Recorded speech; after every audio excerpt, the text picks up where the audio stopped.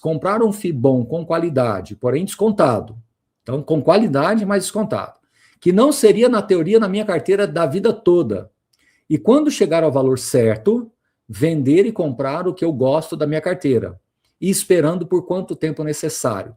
Mas não fiz. Acha muito errado? Ricardo, eu sempre acho que esse tipo de pergunta, elas não necessariamente se repetem. Até vou refazer a frase aqui. Esse tipo de situação, a pergunta pode até se repetir, mas essa situação não necessariamente vai se repetir. Então, em alguns momentos, isso que você está falando pode acontecer, de você ter um fundo bacana que está descontado, e ele vai chegar exatamente no seu valor, você vai vender e vai alocar em outro. Mas tem que estar muito bem sincronizado, né? Porque às vezes esse fundo valoriza, mas o que potencialmente você iria aplicar também valoriza.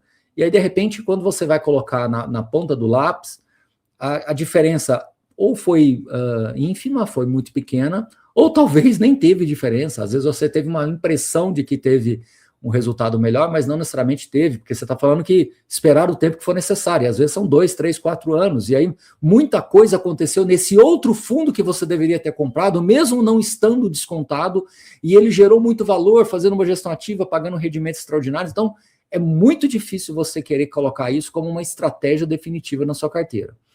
Agora, se você disser para mim, eu encontrei num dado momento uma situação e fiz isso e deu certo, ok. Necessariamente eu vou sempre fazer isso ou ficar o tempo todo procurando isso?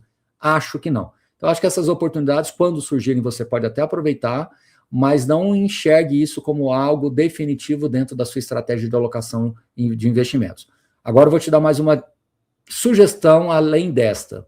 Depois de um dado momento, quando você estiver mais estabilizado, um patrimônio mais relevante, eu não conheço o seu perfil, Ricardo, então, assim, pode ser que até você já esteja nesse patamar, mas eu tenho comigo que quanto mais maduro é o investidor, quanto mais a carteira estiver num estado, assim, em que as alterações são mínimas, em que você já conquistou uma carteira estabilizada, em que você está focado ali no seu trabalho, na sua família, e que a composição da carteira de fundos imobiliários é basicamente para uma manutenção da jornada, essas coisas tendem a ficar cada vez menos importantes. Eu acho que essa sua pergunta, ela carrega uma característica daquele investidor que, não é que ele é iniciante, mas que ele está num patrimônio em formação e quer acelerar às vezes, e nessa ansiedade de acelerar a formação do patrimônio, ele acaba se expondo a riscos que talvez ele meça errado, ou que fica exposto a um timing de mercado que funciona, hora funciona, hora não funciona.